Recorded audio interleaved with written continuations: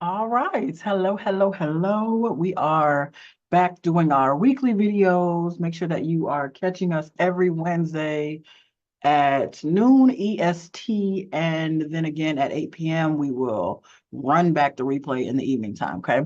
All right. So, as you may or may not know, we are always jumping on to talk about group coaching programs, uh, how to create them, how to improve them, how to scale them, pretty much anything related to a group coaching program. And this is the place for you. Okay.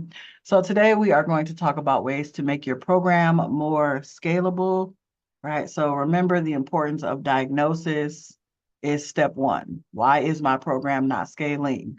Right? Is my program scalable? We've talked about that in other videos, so I will not belabor that point any further. But let's just assume that you have determined, my program is not that scalable. I need to really, figure out how to make it more scalable. And when we say scalable, let's just be very clear, right? What we're essentially talking about is a program that works, right? Because we don't scale things that don't work. That's just not smart, okay? We're talking about something that can have exponential. Hopefully I spelled that right. I'm pretty sure I didn't, but all will be fine. Exponential growth. And when we say exponential growth, we're talking about the ability to add, double the numbers. Let's say 50 people to your program. Obviously, double could look different for you, but what we're not talking about is trickles. We're not talking about adding two or three or four when we say scaling, right? When we say scaling, we're talking about exponential growth. And lastly, we're talking about the ability to scale with or without you. Okay. If all of your offers require you, it will be very difficult to scale. We want to be able to create products, programs, essentially assets that do not require you. Okay. So this is what we're essentially talking about. So we are all on the same page, right? And this is coming, we have like a 6-pillar process or a 6-pillar framework that we walk clients through to help them understand the gaps in their program and ways to create a legendary program. And this is coming from our first pillar, which is called Compass. Okay.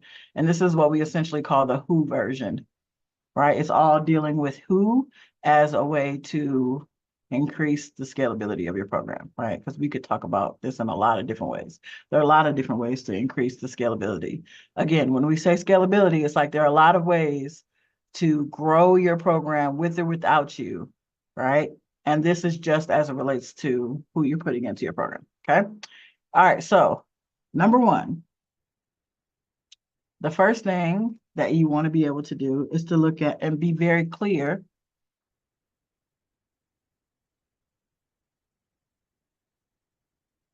It's just, I'm not going to even do the abbreviated version. Okay. But you need to be very clear about what you know about your who. Okay. Oftentimes, we understand the basics around our ideal client, right? But the more you know someone, the better you can design an offer for them, right? If I really, really, let's just use therapists as an example, because I am a therapist, as you guys may or may not know. And it's like if there's one group of people on the planet that I really, really know, it's therapists. So I would be able to design a really good program, a really good offer for therapists, right? But the more you know, right, about your person, the better the design, right? And when we say better design, what we're essentially saying is, I know the problems that are going to arise before you know the problems that are going to arise because I understand the mindsets, the challenges, the resources, the skill set, et cetera, et cetera. So step one is how much do you know about your avatar, right? We're going beyond surface stuff. And have you built those things that you know into your program, right? Because the more you do that, the quicker they get results, the better they get results, the more seamless they get results. And then we are, guess what, right back here. Oh, increase my scalability. Okay. All right. The second thing, as it relates to who, is being really clear about See how fast I can write this and it still be legible. Uh, you need to be really, really clear about what they want, right? A lot of times programs are not as successful as they could be because the expectations that you have and the expectations of your ideal client are two different things. And many times these expectations are unknown or unspoken. And so at the end of a program, people don't want to give you referrals. They don't want to recommend. They don't want to, they're not really raving fans, right?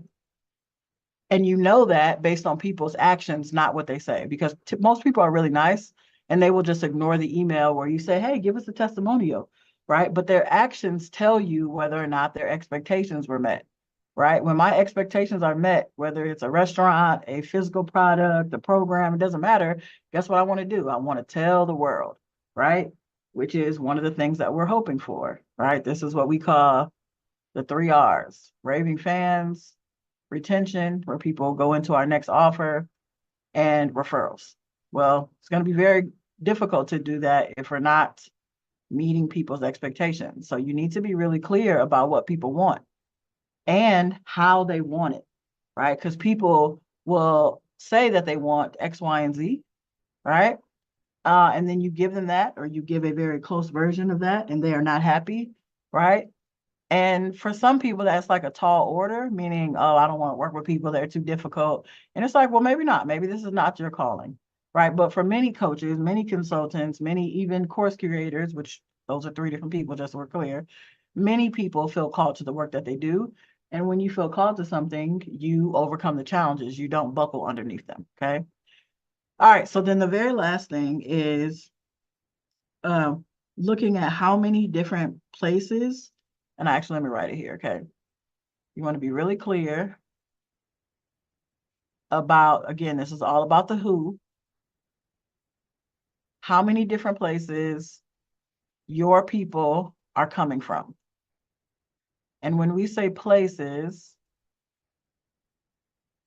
hold on, because clearly I cannot type and talk at the same time. When we say places, what we're essentially talking about is mindsets, skill sets,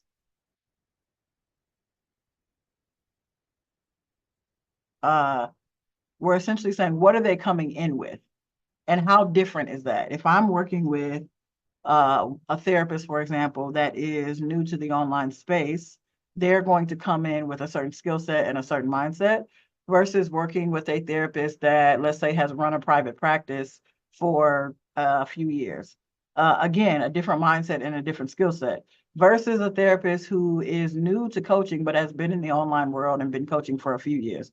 All three of them come with something different. And the clearer you are about where people are starting, guess what?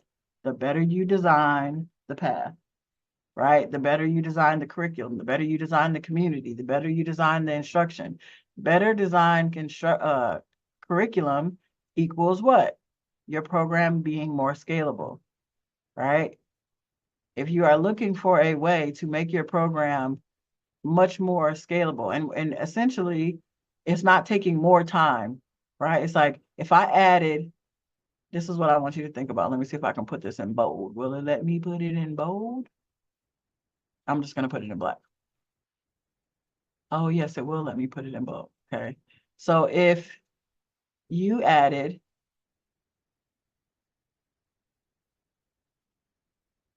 let's just say 50 people to your program, what would happen right now? Think about it. How much additional time would it take? Right? How much more frustration might you feel? How much more frustration might they feel? Right? Because essentially, whatever the answer to this question is helps you determine how scalable your offer is from a who perspective. Obviously, there are other things that go into scalability, but we're just looking at it from this lens, right? It's like if your program no longer works when you add 50 people, if your program needs more of you because you added 50 people, right? That's like reducing how scalable your offer is. And that's what we want to avoid.